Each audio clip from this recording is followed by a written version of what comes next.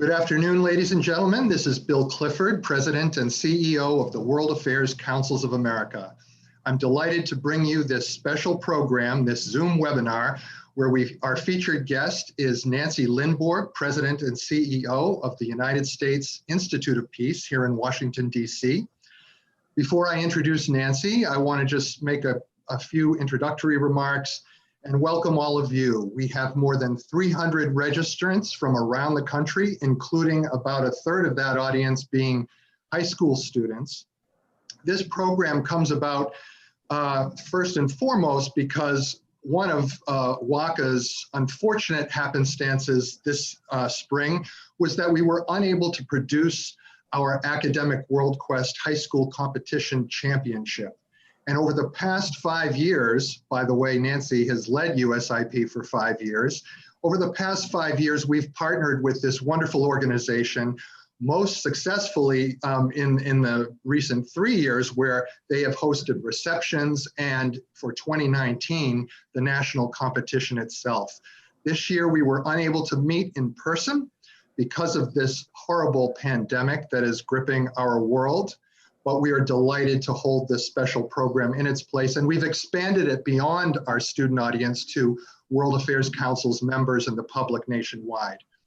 I want to dedicate today's program, which will be recorded, to the more than 357,000 people around the world who have died. US itself surpassed that awful milestone of 100,000 deaths yesterday. And there are nearly 6 million COVID-19 cases in the world as I speak to you. We are going to talk about today the impact of COVID on the world, how conflict interacts with the crisis, whether it impedes things or whether it is being intensified by the pandemic. And there's no better person than to provide information on this subject than Nancy Lindborg. Nancy, as I mentioned, has been serving as the head of USIP for the past 5 or so years. She joined in February 2015. For those of you not familiar, USIP was created by Congress in 1984, that's 3.5 decades ago, as an independent, nonpartisan, federally funded institute to prevent, mitigate, and resolve violent conflict around the world. USIP links research, policy, training, and direct action with partners in conflict-afflicted areas.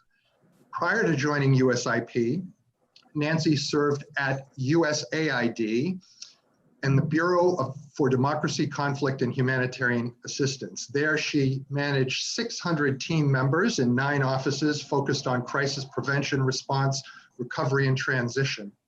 She was involved in handling some of the biggest crises of those 4 years in Syria, droughts in Northern and Eastern Africa, the Arab Spring, as well as the Ebola crisis.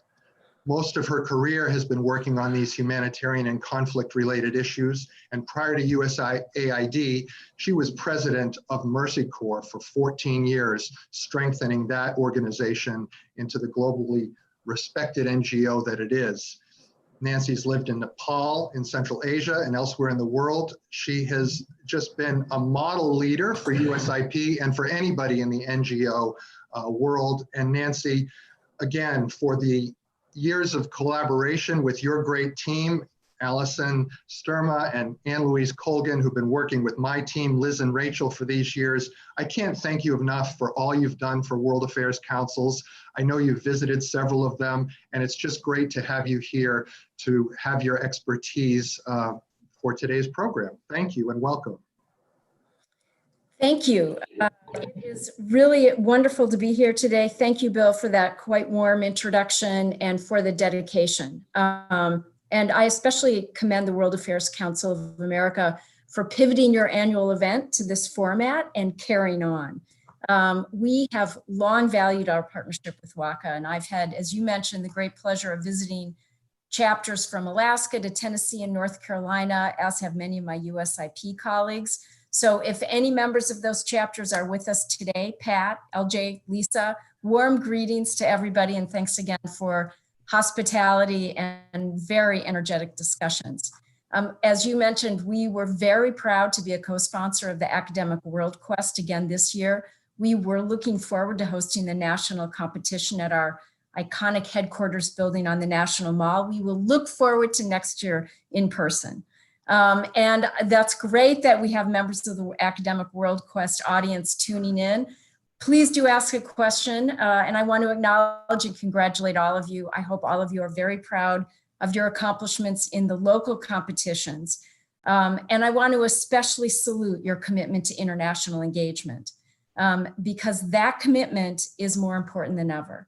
As Bill mentioned, we are traveling together through a terrible global crisis with profound and confusing implications now into the future here in the US and around the world. So the WACA networks, the friends, the colleagues, the events, and these discussions are absolutely vital as we together try to make sense of a world in flux and chart a better future. I think all of us are feeling the uncertainty, which seems a watchword of this crisis. There's a lot we don't know about this virus, a lot of changing information every day. But I want to talk today about a few things that are certain. And the first is that, Bill, you noted the terrible milestone of 100,000 deaths here in the United States. Without question, the pandemic has taken a terrible toll here. So it's difficult to look beyond our own tragedy. But COVID presents a very distinct and even more devastating threat to the less resilient, more fragile, and conflict-affected countries that are home to 1.8 billion people. This matters to them. It also matters for us, for our health and our well-being. Secondly, this will not be the last pandemic or global crisis to affect us. We live in a more globally connected world than ever before. So it is vital that we have the effective means for solving these issues that threaten all of us. We have many of the tools and the strategies. We need to refurbish and reinvent others and imagine many more. Third, every crisis presents opportunities for momentous and necessary change. Peace can emerge from pandemics, but only with concerted commitment, vision, and innovation. And in fact, USIP was itself a product of the great crisis of World War II. It was the brainchild of a senator from Hawaii, Spark Matsunaga, who returned from the battlefields of World War II, determined that the United States needed to deepen its commitment to resolving conflict without violence. So he persevered over many years. He had to carefully cultivate his congressional allies. Ultimately, a grassroots campaign was also part of turning that vision into reality. But 35 years later, USIP is here with a mission to embody American commitment to peace. And as Bill, you said, to work with partners around the world to prevent and resolve conflict. And we work not just with governments, but also with civil society, women, youth, activists, because we know that peace, sustainable peace, is built both from the top down and from the bottom up. So I want to dive into my first certainty. We work extensively in fragile states. These are places where the social compact between a government and its people have broken down. Places like Sudan, Afghanistan, Yemen, Syria, they are characterized by deeply fragmented societies, mistrust of governments, and overuse of repressive security forces. And USIP works in these places because we know that fragile states are the common denominator of many of the threats to global peace. Civil wars, violent extremism, they produce the most refugees, they experience the highest levels of hunger and poverty. They are the most vulnerable to and the least prepared for natural disasters, climate change, and yes, pandemics. And Bill mentioned my work at USAID. I got a very firsthand look at the distinct ways that disease can impact fragile states in 2014 when I was leading the USAID Ebola task force, spent time in West Africa, and I was left with 3 indelible lessons. The first is that a government's ability to contain the spread of a virus depends largely on whether leaders have the trust of their citizens. In Liberia, for example, the government was saying all the right things, issuing all the right guidance. They told people not to touch the sick or dead bodies of loved ones, not to eat bushmeat, which is how the virus was spreading. But years of bloody civil war meant that the citizens did not trust the information. Many of them, in fact, thought that Ebola was a ruse by the government to get financial aid. In the end, it required finding the trusted messengers people did believe, in this case, tribal leaders and faith leaders, but it underscored the precious commodity that trust is in a society. The second lesson is that heavy-handed security responses can hamper efforts to contain the spread as well as spark additional violence. And in Liberia, we saw the effort by the government to quarantine people in the capital city of Monrovia's West Point slum. It did so with physical barricades. It trapped tens of thousands of people inside, and violence broke out with a teenager killed as the armed forces struggled to contain the unrest. People didn't know why this was happening. They didn't trust the government, and the response of the security forces further exacerbated that sense of mistrust. Third lesson is that it takes global cooperation. It took a broad range of international partners to contain and defeat viruses that do not respect international borders. Ebola was harder to transmit than the coronavirus, but it is a ghastly more deadlier virus. And as we began to see cases leak into Europe and even the United States, it was clear this was a global problem. You may remember that utter sense of panic in 2014 that started to sweep through the US when just the first cases emerged on our shores. So the whole world needed to mobilize, and it did. The US took the lead in Liberia, Britain in Sierra Leone, and France in Guinea. There was a massive influx of resources and aid personnel into these three countries where Ebola was spreading. It was a shared strategy and a shared commitment, and it worked. Ebola never materialized in the rest of the world the way that COVID has.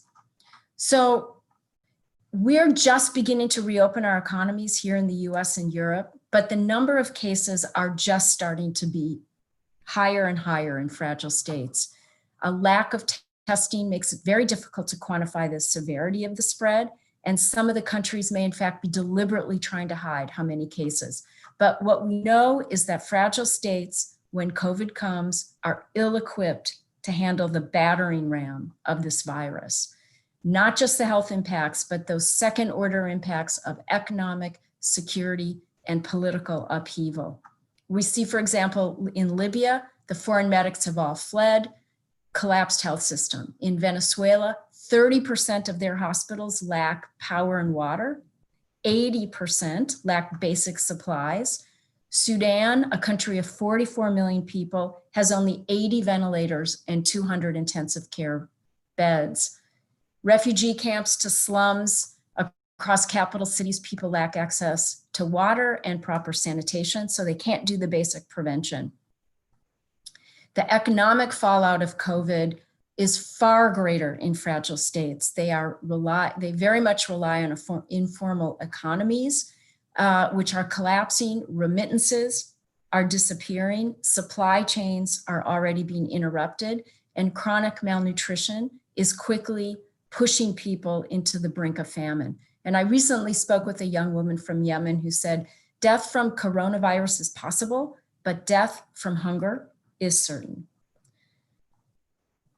I think really sadly, COVID is threatening to reverse a decade of progress that we've had in the fight against extreme poverty. And in just a matter of months, the pandemic could push anywhere from 50 million to 500 million people back into extreme poverty.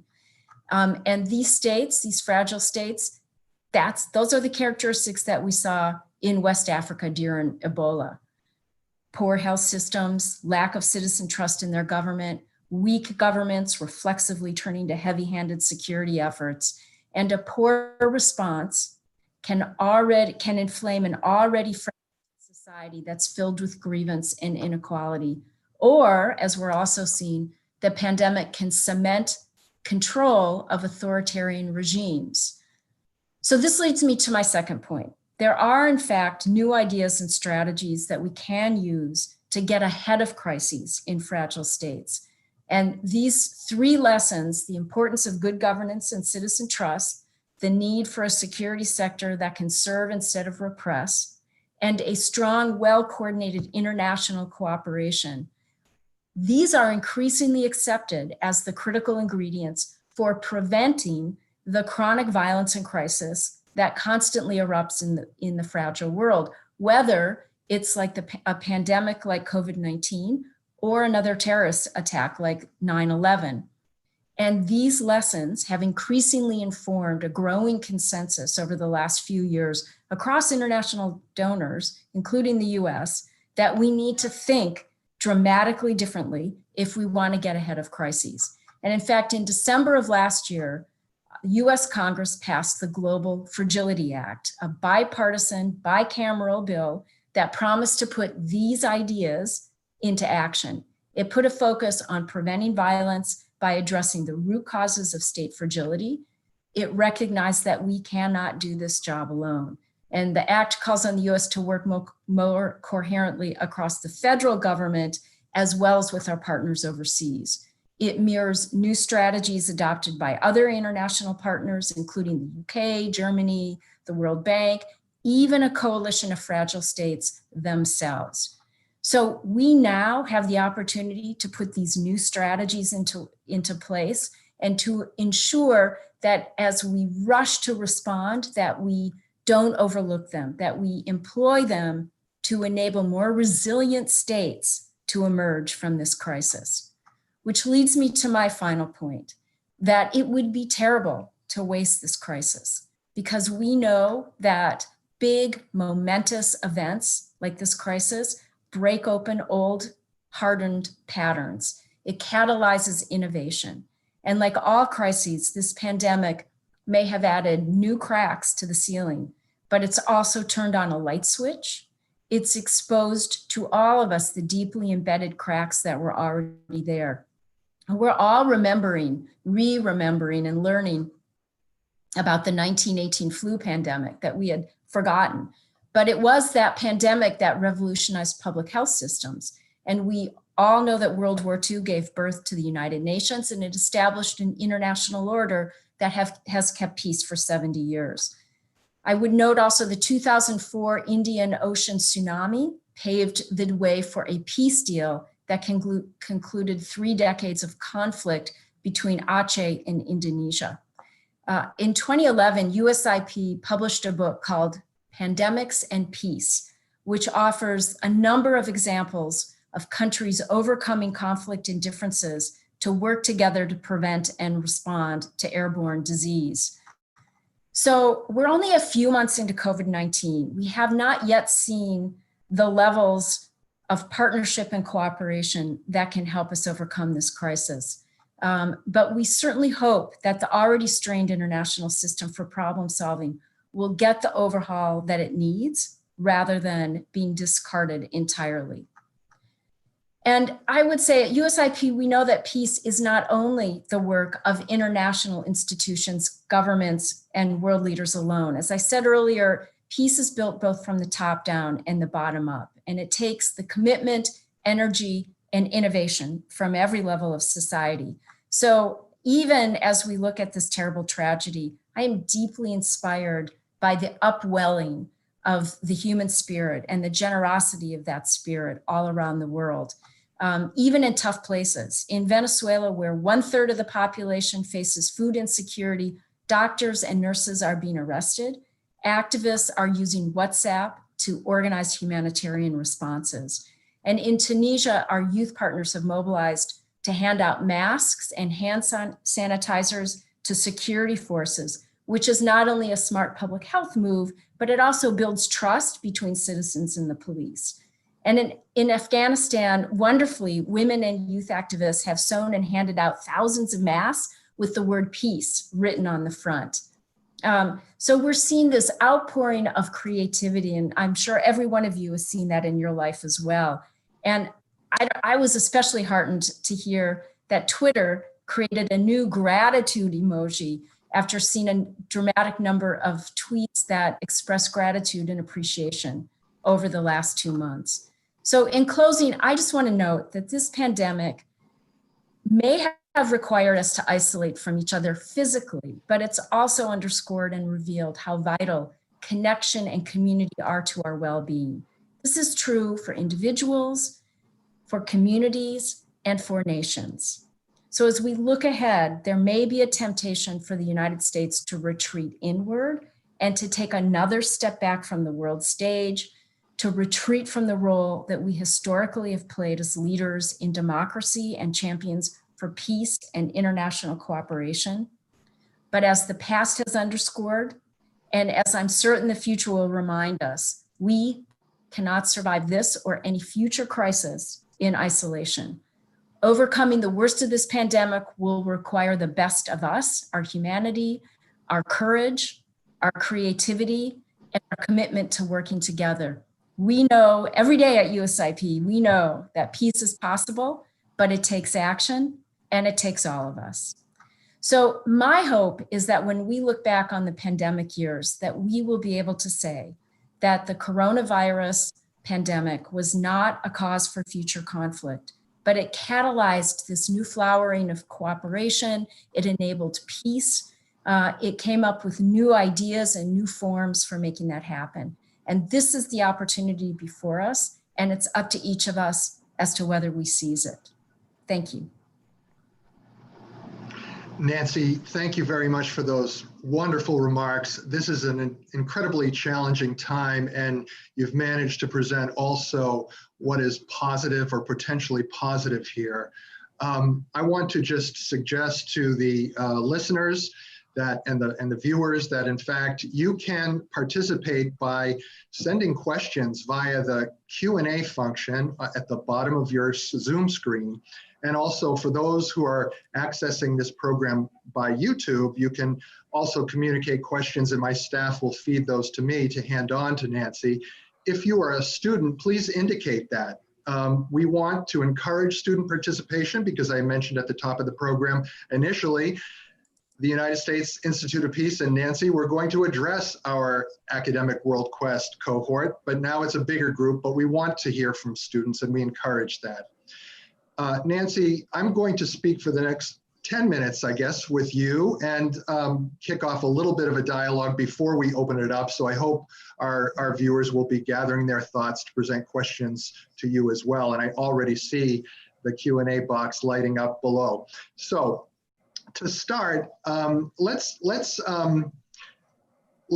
pick up on one of the things you mentioned. For the last 70 years, the United States has been a crucial player, perhaps the player in the international system. We've organized and led through several institutions and organizations.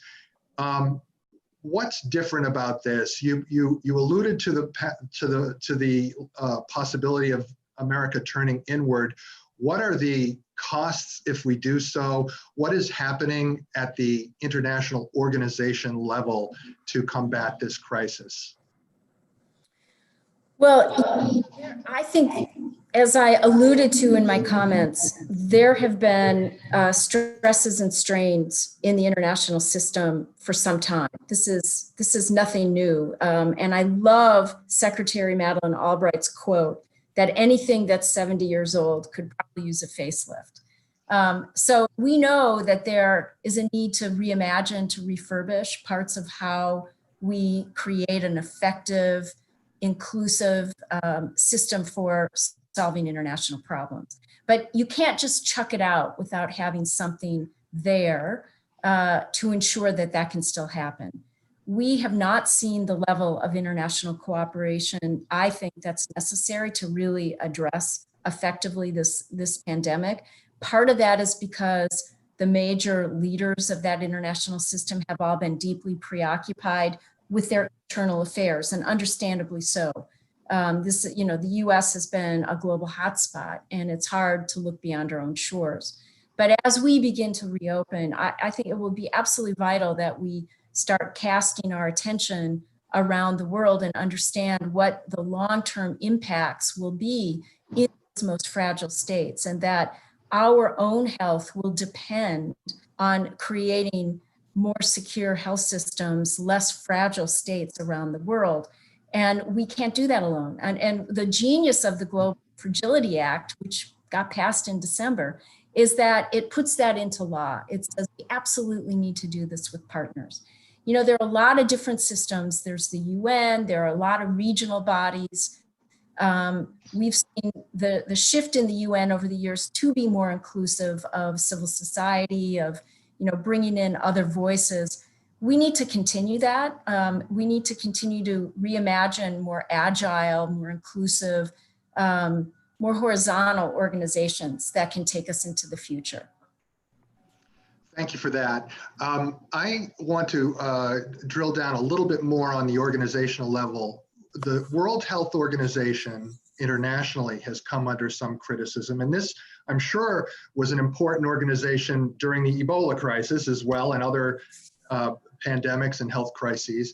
And our own CDC, the Center for Disease Control and Prevention, has typically been the gold standard, the go-to organization in this country for combating public health emergencies. Now, we're seeing both of these organizations come under some criticism. Can you draw on your experience in the Ebola crisis to assess the importance of these types of organizations, what they're doing now, to what extent the criticisms are justified, whether they come from the administration or outside it? Well, let me start with the CDC. The US, through the CDC and USAID, had made substantial investments in the global health systems of some of the African countries, in particular, that surrounded these war-torn countries. So that as Ebola started to creep out of Liberia, Guinea, and Sierra Leone, the ability of Mali and Nigeria, Senegal, a little further, was critical in being able to stop the spread because of their capacities through the polio and other investments to do the contact tracing, the detection and tracing. And to have their own state level CDCs. That's just an absolutely vital function that we need to continue. And part of that was through the PEPFAR investment that, of course, the Bush administration inaugurated and has been continued. You know, I will note that during the Ebola crisis, the World Health Organization came under a lot of criticism because they were charged with having been captive to politics on the African continent that kept them from reporting the severity of the crisis earlier. As a result, there was a significant investment and a reorganization in their emergency response capacities. And I think that, you know, when we, the collective we, detect problems with these systems and organizations that we have developed over the years, that we do need to take seriously the criticism and seek to remedy it. And disruption can be good. It can disrupt the kind of old patterns that aren't serving us anymore. But we need to have those systems and those ways to enable international problem solving. It's absolutely vital. There's no future that I can envision where we can simply withdraw into our own country and combat these kinds of global problems. You mentioned the Global Fragility Act that was passed by Congress at the end of last year. In other words, much of the work that got us to that legislation happened well before this pandemic. And USIP and you played a great role with a task force and advising members of Congress on what should be contained in that legislation. I wonder if you could share what was left out and what, now that we have the pandemic, is a glaring miss, if anything.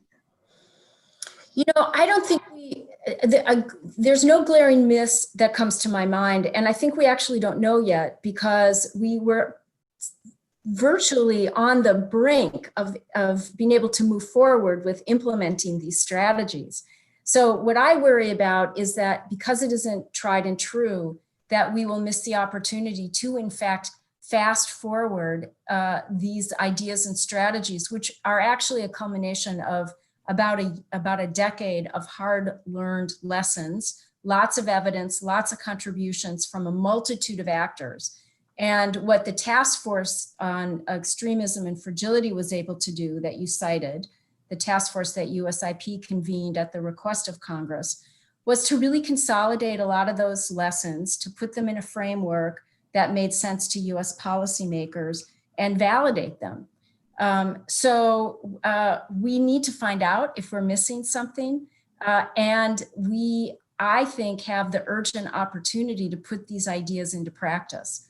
My concern is that, you know, in the rush of the crisis, you forget about new ideas. And this is exactly the time to be thinking with innovation and imagination.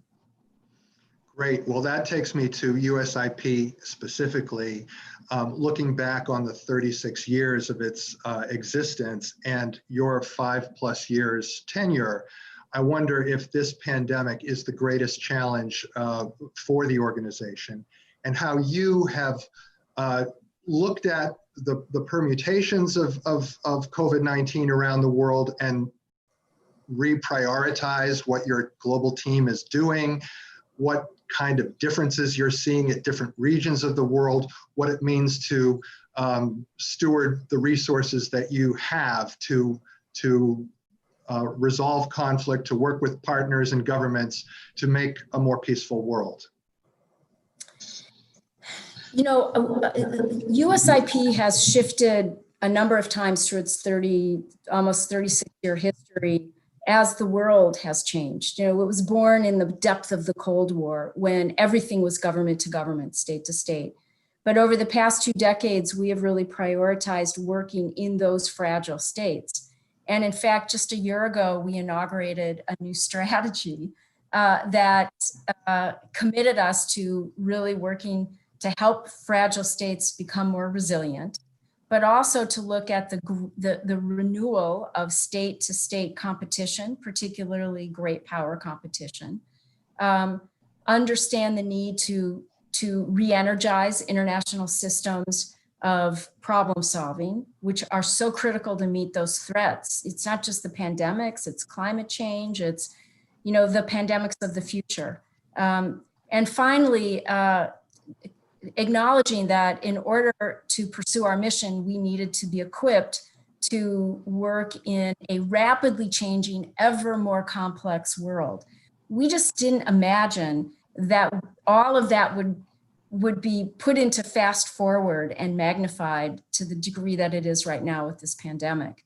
But I think the fundamentals remain the case. We haven't shifted significantly what we're going to do, but we have had to look deeply at how we do it and how to continue to support, especially those working in tough environments, activists who, you know, last year was this momentous 2019 People Power Year, where we saw people rising up in authoritarian countries all around the world, holding their governments to account.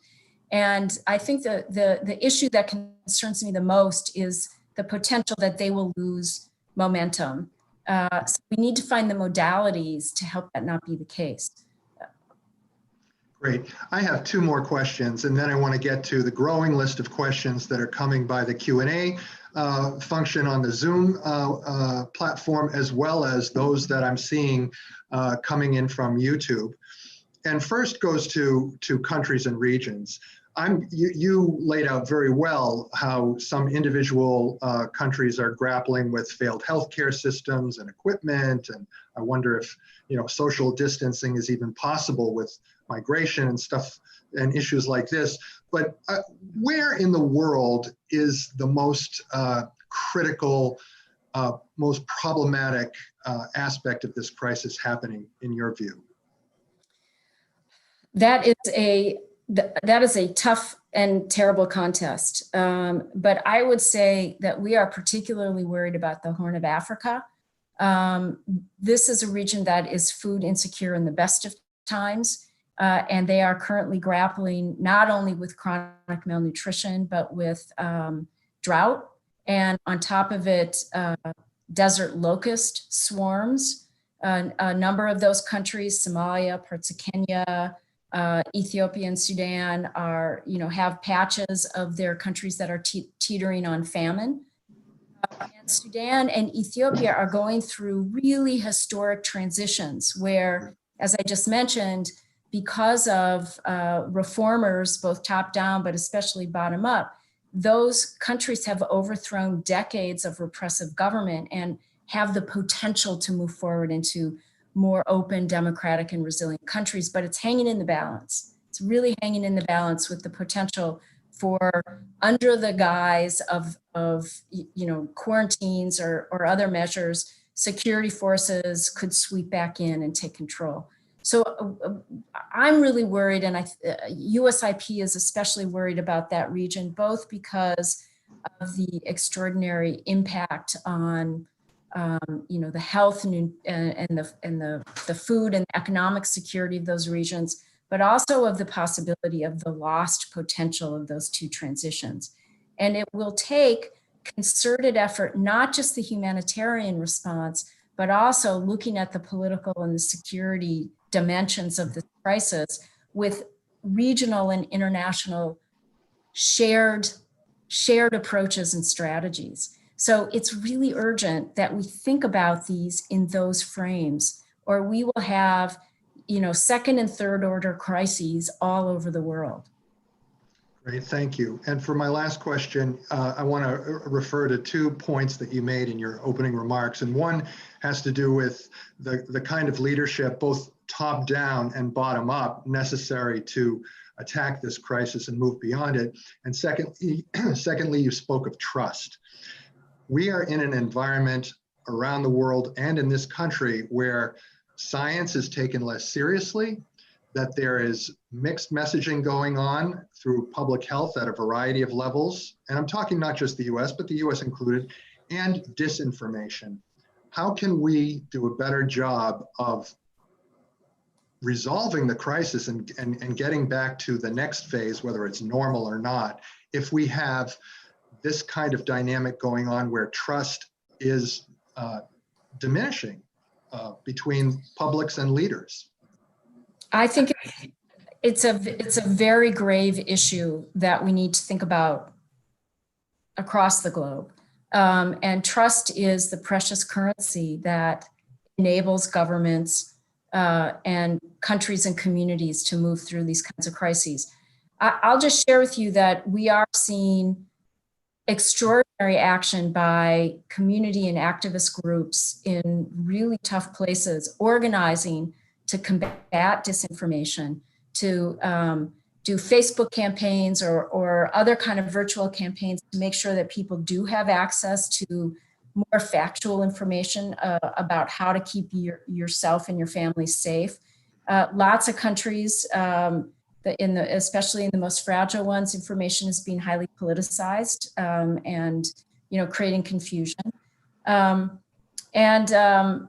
We're also seeing people organize to reach across divides. As I mentioned, the youth in southern Tunisia, for them they collected $1,000 to buy and distribute face masks and hand sanitizers to security forces. This is not a natural partnership, but it really built trust between the youth and the security forces in a way that has long-term benefits. And I want to note that there was a wonderful story last weekend that highlighted the fact that the countries that are doing the best in terms of moving out of this crisis effectively are the countries that are run by women.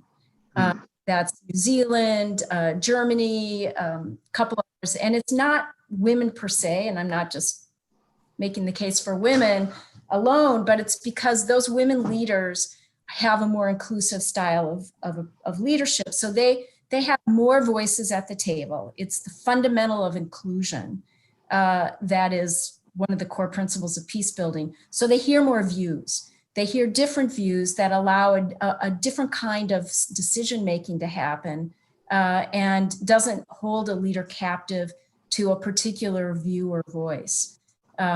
So I was well said, and very certainly pleased so. to see that. Yes, thank you. I have a question from Emmanuel, who is a student, and he is very grateful for being able to participate here today. He'd like to draw you out a little more on how COVID-19 or pandemics in general could exacerbate intrastate conflicts. Intrastate. Well, as I mentioned, interstate too, but yeah.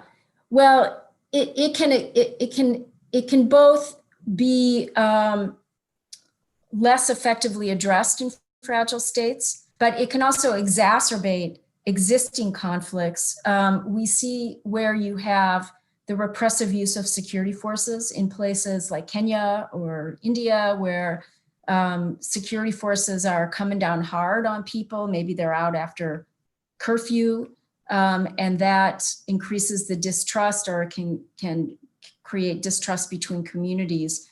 It's also where you have a response that is unequal, and one group gets supplies or assistance over another group. You can exacerbate intercommunal conflict, which is a great danger. But as importantly, I think it also lays the seeds potentially for future conflict, especially if the response, or if international assistance with the response ends up cementing more authoritarian responses and more exclusive forms of government. And so that's what we all need to be alert for. And as we move out to try to create greater forms and more effective forms of assistance to these fragile states, those dynamics have to be at the forefront, not just the imperative and the worthy imperative of saving lives, but looking at how do you help these countries emerge with greater resilience, not cementing the fragmentation or the authoritarianism into place. Here's another student question from Nathan Reichert, who goes to the trust issue. How will governments of fragile countries such as Sudan regain the trust of their publics? Well, Sudan is a really interesting question. As I mentioned, they're going through this historic transition, and you've got a reform-minded government in place.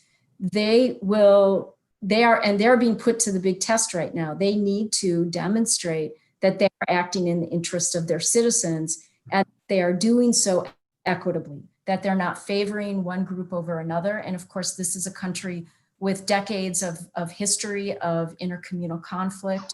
So it's going to be very hard, and you have a lot of regional pressures as well, which is why at USIP, we are making a full-throated call for attention and support from the international community to help that very fragile transition do exactly those actions to regain trust from their citizens. And there have been indications that the security and intelligence forces understand they need to act differently. And they understand that they need to serve the interests of the citizens, not control them for the interests of a corrupt regime. But these are changes that take a long time, and they're under a lot of duress right now. Staying on the African continent, Joshua Boyle, a student, asks, will the current pandemic aid in the resolution of the Libyan conflict? Will Khalifa Haftar be more willing to come to the discussion table, or will he remain irreconcilably power hungry? That is such a good question. If you go to our website, along with our board chair, Stephen Hadley, I put out a statement commending the UN Secretary General, Antonio Guterres, for his tireless efforts to call for a global ceasefire. I mean, if there was ever an opportunity to grab out of crisis, it would be to have a global ceasefire. And initially, there were glimmers of hope that might happen. And unfortunately, we're not seeing that happen now.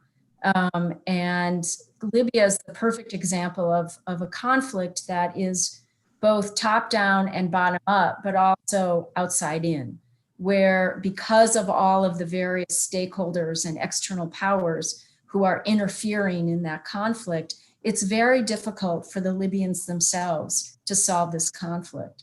So this is an example of where there need to be third-party brokers who have at heart peace as the primary interest, that can, bring all the levers of international diplomacy and pressure to try to create within the external stakeholders an agreement to pull back, part of, and understand what are the causes of their disagreements. So there are multiple layers of deep diplomacy that will need to happen to solve that. And at the same time, I will note that at the community level, not very visible internationally, but there are extraordinary Libyans who are working to reach across divides at their community level and across various tribal divides. But that is an example. Libya is the perfect example where it will take a concerted, functioning, international problem-solving system to resolve that conflict. Here's a question that could apply to many regions. It comes from Olinda Mabunda. What can peacemakers do to build a bridge between government and citizens, particularly minorities and immigrants?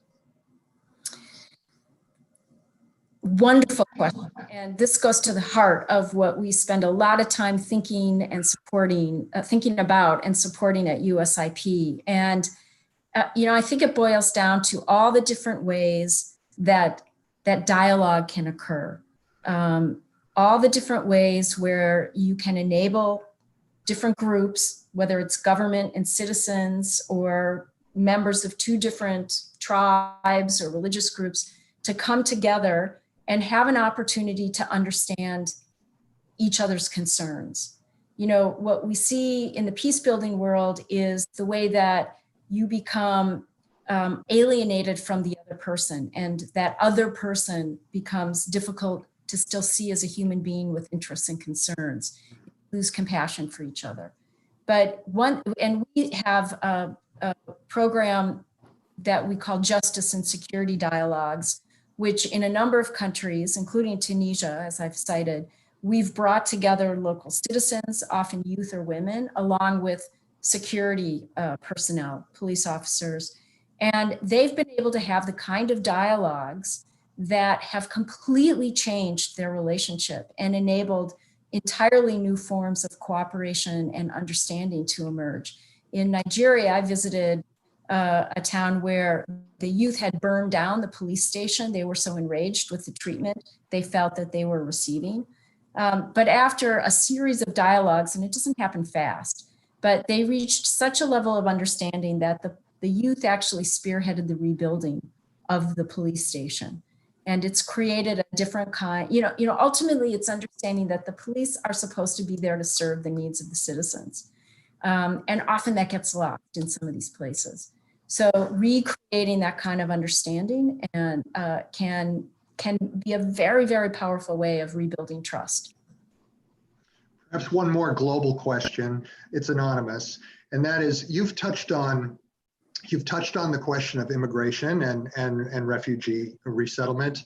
You've touched on the very sad possibility that this pandemic could undo 10 years of progress in eradicating global poverty, and we could see a resurgence of that scourge and food insecurity. How about climate? To what extent is this pandemic a trial run, if you will, for how states and non-state actors and agencies will respond to something on the scope of the climate crisis? I think it underscores that without effective mechanisms for collectively solving our problems, that we won't solve them, and that we live on an ever smaller, more connected planet. So the imperative is we absolutely need to refurbish, reimagine all the ways that we can come together to create new solutions. And I do feel like in a lot of conversations that I've seen and heard, and I'm sure many of you, is that the pandemic is creating that bit of that pause button where you're able to rethink about, so what are the really urgent and critical issues? And there's a relationship as well to the constant louder thud of and more damaging sweep of natural disasters that are related to climate change. The pandemic is, arguably the result of lost habitat as we look at more and more diseases jumping from wild animals to humans, and this increase of zoonotic disease transmission. So we absolutely need to find more robust ways of solving our problems. It's absolutely a trial run. Great. This is a wonderful conversation with Nancy Lindborg, President and CEO of the United States Institute of Peace. We have about 10 minutes left in the program and still plenty of questions, both via Zoom and YouTube channels. And I may start to combine a few, but here's an individual question from Ursuline Foley. Has the US administration's handling of COVID impacted our ability to influence peace in other nations? We're so early in this crisis. We're 3 months in. Someone reminded me the other day that, the 2 world wars were 4 years each. And, they spawned enormous change and innovation. So I don't think we know yet. Stay tuned. And I also believe that action happens powerfully, not just government to government, but between people and government and people and people. And so I truly believe, and my entire career has emphasized that individual action matters. Excellent. Here is a question directly about USIP, which can help our audience understand the role of your organization. It's from Roger Hudson. He asks, what is the standing or role of USIP within the US government? For example, influencing US support and for participation in WHO, Global Fund Gavi, and other organizations? Or is it mainly about advising what Congress should or shouldn't do? Or is it advising political policymakers in the administration about your own initiatives? So to repeat something you said at the top, Bill, we are a nonpartisan, rigorously nonpartisan, independent but national institute. So think Smithsonian kind of institution that is founded and funded by Congress, with a very distinct mission of working with partners around the world to prevent and resolve violent conflict. So it's within the framework of how do we prevent and resolve violent conflict that we work. We do work closely with our interagency government partners, but we also work very closely with civil society and faith leaders, women and youth, governments around the world.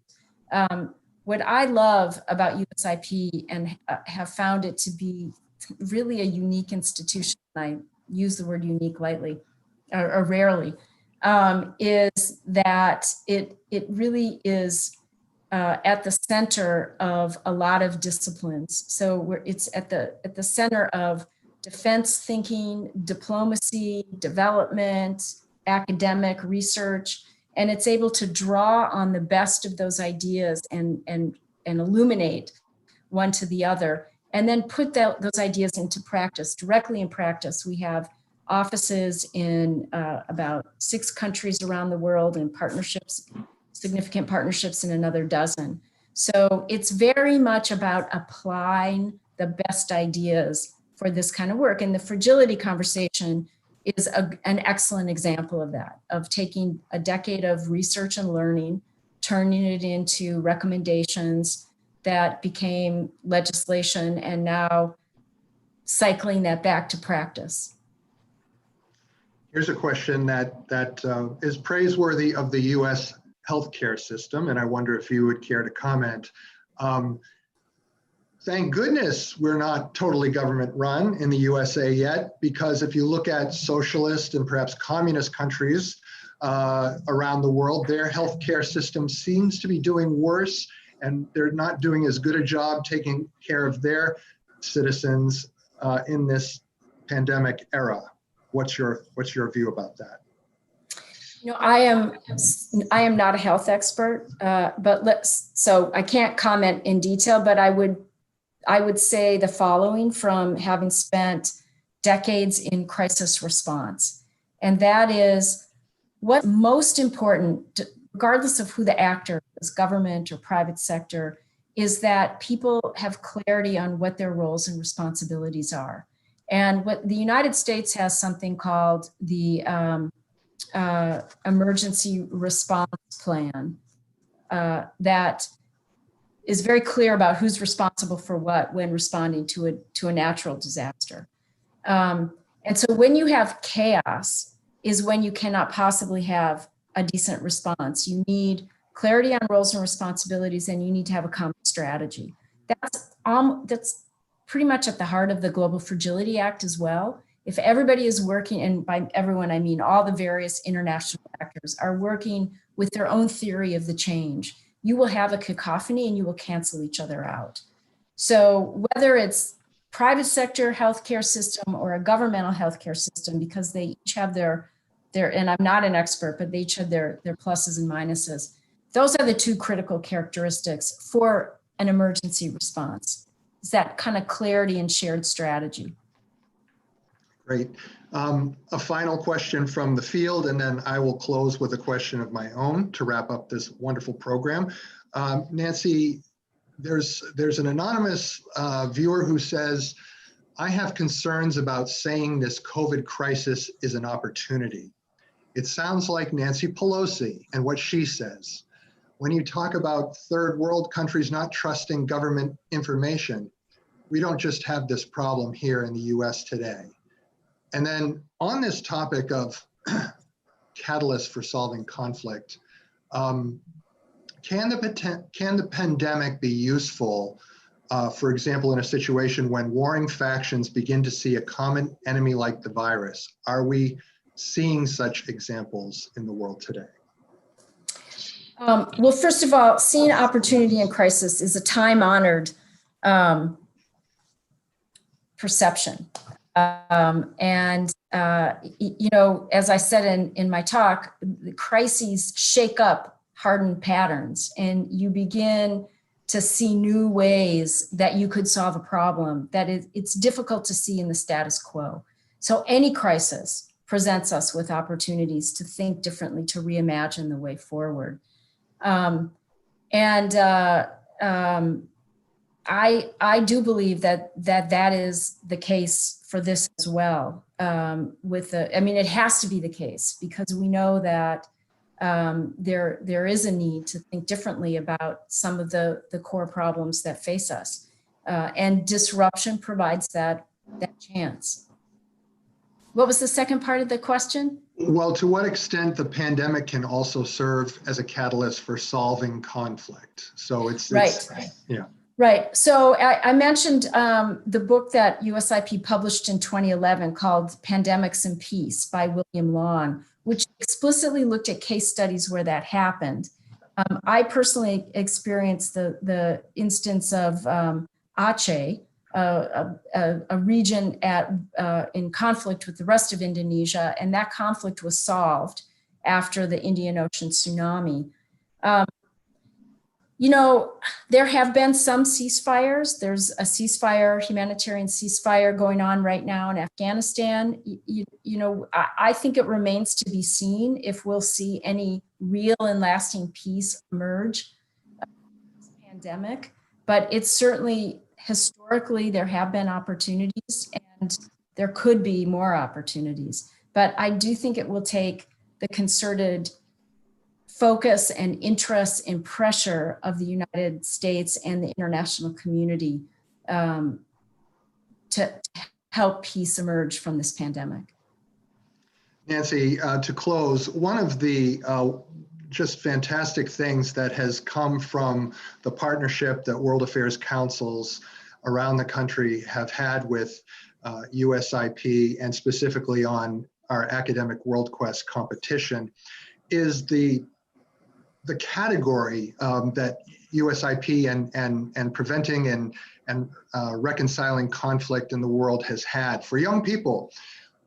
I think when you and your senior leadership have also traveled to councils to make public remarks like this, you also serve as a mentor in some ways for the younger audience, and you have a stellar career path that they can benefit from. Now, you announced earlier this year that in January that you would be stepping down after your 5.5 years at USIP, and you will be assuming the role of president and CEO of the David and Lucille Packard Foundation back in San Francisco, near where you went to school so many years ago. Not that many years ago, maybe. Lots of years ago. But I wonder, you know, as you prepare for this momentous move, what you see as your legacy at USIP, what is in place for your successor to take it through this crisis and beyond, and what you're looking to do at the Packard Foundation. Well, in terms of USIP, you know, it has been an extraordinary honor to lead that institution. It is filled with such amazing people, and I have learned enormously from all of them. I think my hope is that my legacy is that I was able to shepherd USIP through a time of its history that was somewhat chaotic to really ensure that it is an enduring institution. I think it's a very important part of the US government's panoply of tools. It's part of the national security architecture, but importantly, very much an expression of the American commitment to peace. And so I really have thought of my role there as enabling and unleashing the creativity of a deeply talented team. And my legacy will be held true as I look into the future. And I look forward to seeing what everybody continues to do. In terms of moving back to California and joining the Packard Foundation, you know, one of the things I look forward to is I started my career working on local issues. And for the last 30 years, I've worked internationally. With, you know, not to get too wonky, but the passage of the Sustainable Development Goals, which I hope many of you who are listening are aware of. One of the things I was really taken by the Sustainable Development Goals is that they weren't something that was happening over there in the less developed world, but it was really based on the understanding that this planet requires all of us working together and that the goals apply to all of us. And so I'm looking forward to returning to work that has more of a domestic local dimension and returning to understanding how here in the United States we have some of these issues that we need to address. We're seeing the same thing at the World Affairs Councils of America, and our individual member councils around the country are certainly focusing more and more on domestic issues as well as they telework and get through this crisis together. Nancy, your career has been stellar, as I mentioned, in not only the development space, diplomacy, humanitarian aspects, and I congratulate you on a great 5.5 years and look forward to working with your team, Ann Louise Colgan and Allison Sturma, and your successor. It's been such a pleasure to have you so involved in our Academic WorldQuest and other programs at World Affairs Councils, and it's meant so much to me personally to know you and to interact with you over the years. Thank you very much for this program, and thank you for being with us throughout your tenure. Bill, thank you. You know, again, we so value the partnership with the World Affairs Councils. I have treasured my visits to the councils around the country. And again, gratitude to everybody. The caliber of engagement, of discussion that I've encountered has been inspiring, and especially the WorldQuest. You know, not to pressure on the next generation, but they are absolutely critical for solving these problems and for bringing their vision, their voice, their innovation to really helping us, you know, reimagine some of the solutions we need for the world ahead. And, you know, the World Affairs Council has been a terrific platform and incubator for that. So congratulations. It's been a true honor and pleasure to work with you and so many of your members. Thank you very much. And I want to thank the audience today for tuning in, especially the students. I promise we are going to have Academic WorldQuest next year. Next year for sure. If the pandemic is with us, it's going to be virtual, but I sure hope we can convene in person and visit USIP again for this wonderful competition. Thank you all for being with us. Study hard, engage actively, and be supportive of your local World Affairs Council and the United States Institute of Peace. Thank you very much. Thank you, Bill. Thank you, everyone. Good afternoon, everybody.